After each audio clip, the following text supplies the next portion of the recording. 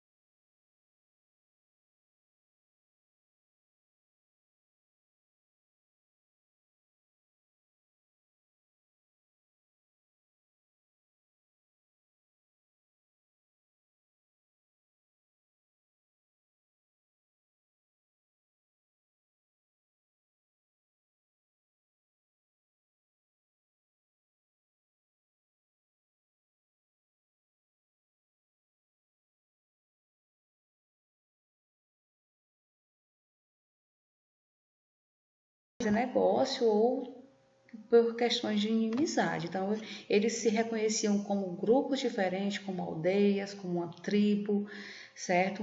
Como inimigos, mas não como pertencente a um mesmo povo africano, certo? Então, que isso fique claro. O próximo tópico que a gente vai trabalhar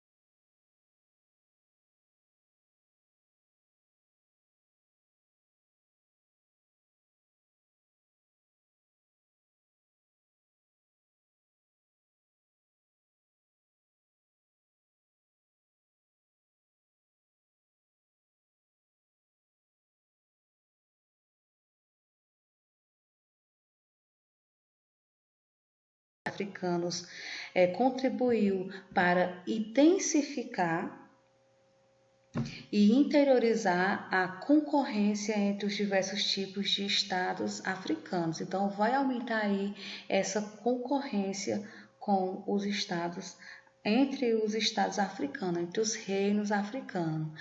E aí para a gente deixar bem marcante, as guerras eram o principal instrumento que os africanos utilizavam para transformar seus inimigos em escravos para venda no litoral, certo? E aí é legal a gente lembrar do conceito de escravidão por guerra. Escravidão por guerra era a escravidão mais praticada de forma mais intensa na África, ou por dívida, mas principalmente por guerra.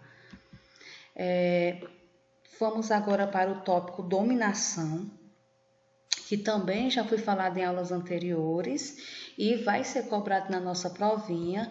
Dominação, aí eu peguei aqui no dicionário online de português, poder absoluto, predomínio, domínio, ou que busca reprimir, controlar, subjugação, suplantação, repressão. Né? Isso é o significado conceitual aí da palavra dominação. Depois vocês podem acessar o site e confirmar lá, certo? E aí as torturas aos escravos eram uma forma de dominação.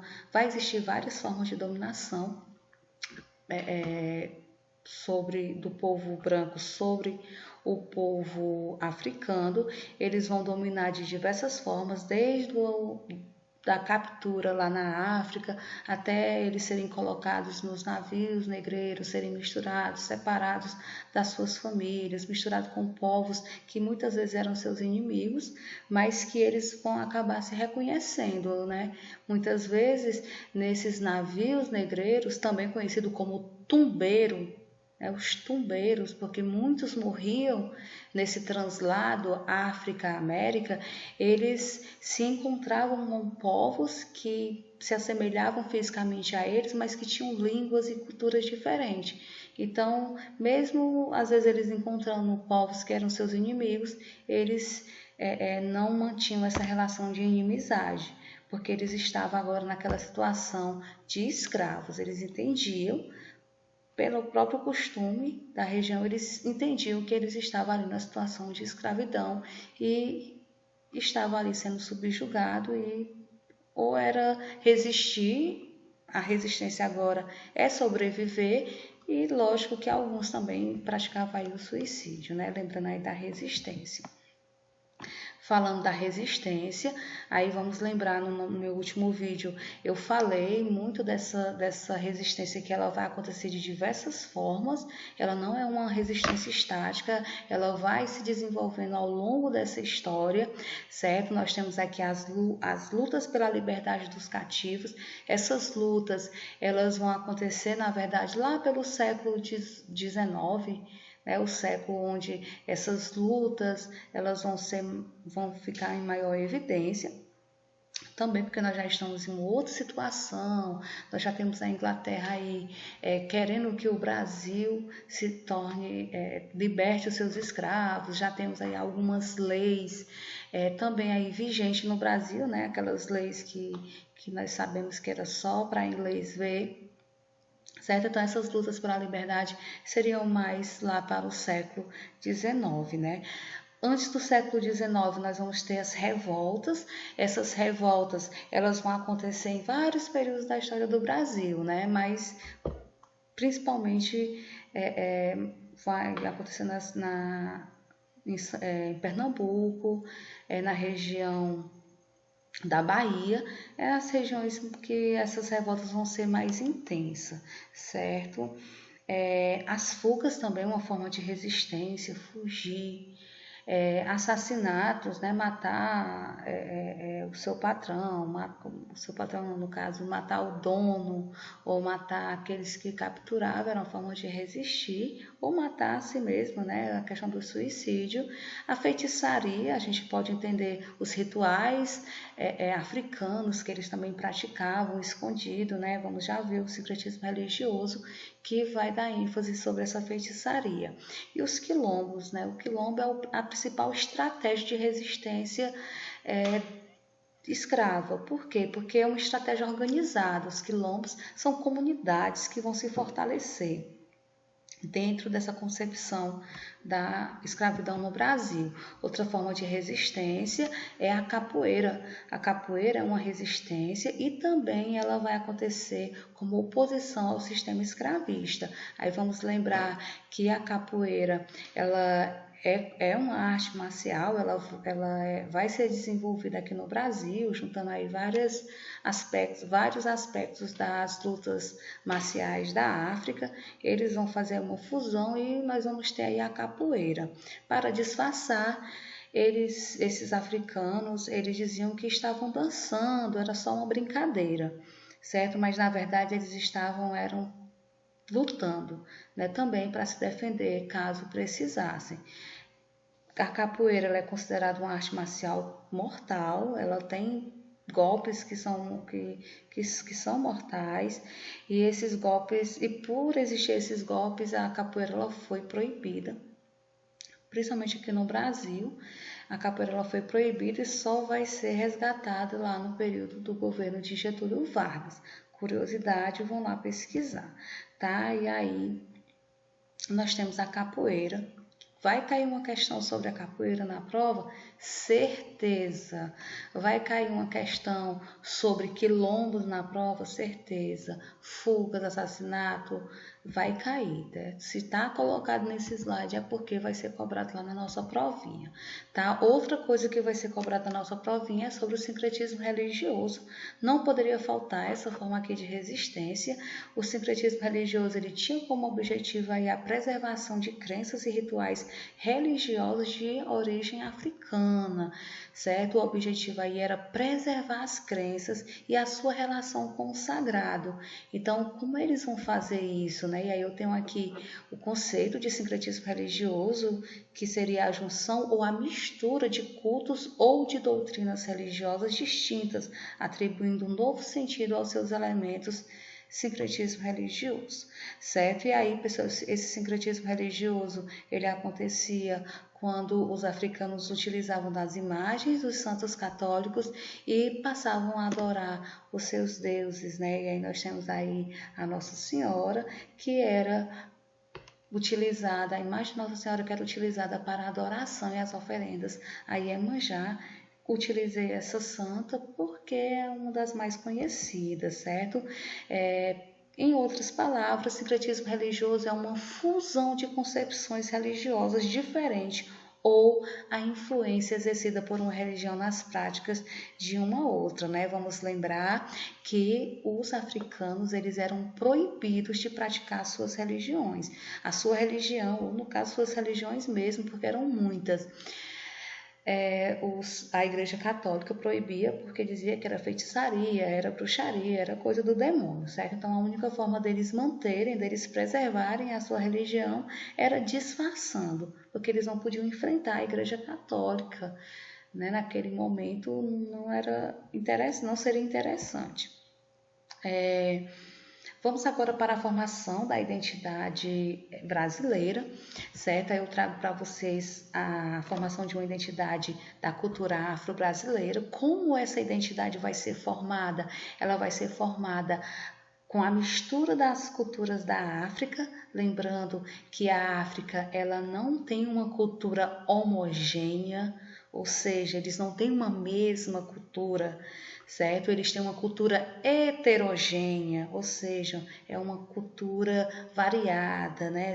É composta aí por vários elementos culturais. Então a África ela vai se encontrar na América, a África ela vai se perceber na América. Esses africanos que se viam como tribos, que se viam como aldeias, como grupos, aqui eles vão entender que de onde eles vieram era composto por várias culturas que tinham línguas diferentes, que tinham religião diferente, certo? Essas culturas africanas vão se fundir e mais tarde vão se fundir com a cultura do colonizador, que é a cultura de Portugal. Essa cultura de Portugal mais tarde vai se fundir também junto com essa africana e nós vamos ter essa cultura brasileira, certo? Aí quando eu falo em cultura do Brasil, eu coloquei aqui o Brasil para dar ênfase também à questão indígena, tá certo? Então, essa fusão dessas três culturas em potencial vai formar aí essa identidade afro-brasileira, essa identidade tão linda, tão rica e tão única. A nossa provinha também vai ter aí alguma questão sobre a atualidade, certo? E aí eu trouxe o Negro Drama, Entre o Sucesso e a Lama, essa música que teve na nossa primeira aula sobre o assunto da escravidão. Essa música ela veio no contexto de atualidade, ela veio trabalhar a questão da diferença social, a questão do racismo, certo? Então, vai ter uma questão permeando esse assunto. Vai ser sobre o negro drama? Não, não vai ser sobre o negro drama, mas vai ser na mesma concepção da questão que foi trabalhada na primeira aula, certo? Na concepção do racismo e das diferenças ou injustiça social, tá bom? E aí, lógico, interpretação textual, pensando em vocês aí, eu trouxe essas dicas, certo? Para que vocês também tivesse um pouquinho de direcionamento na hora que fossem nessas questões. Vai ter questões de Enem, vai ter questões estilo Enem e vai ter questões de interpretação, principalmente a questão lá de atualidade. E aí a dica para vocês terem uma excelente interpretação textual, a primeira dica seria identificar os conceitos apresentados em cada parágrafo, depois identificar o objetivo do autor, terceiro, analisar a linguagem utilizada, se possível, sublinhe as ideias mais importantes, né? No caso, vocês não vão poder sublinhar, porque a nossa prova vai ser online, mas vocês podem estar praticando isso antes da nossa prova. E tentar aí reescrever o texto com suas próprias palavras ou trazer essa interpretação mais para o cotidiano de vocês, certo? A nossa aula encerra por aqui. Ok, pessoal, qualquer coisa, vocês me acompanhem lá pelo meu Instagram, Cleuzinha04, ou no meu Facebook, Cleo Souza. Eu estou sempre postando dicas de redação, dicas de história, dicas de Enem. Então, me acompanhem lá também.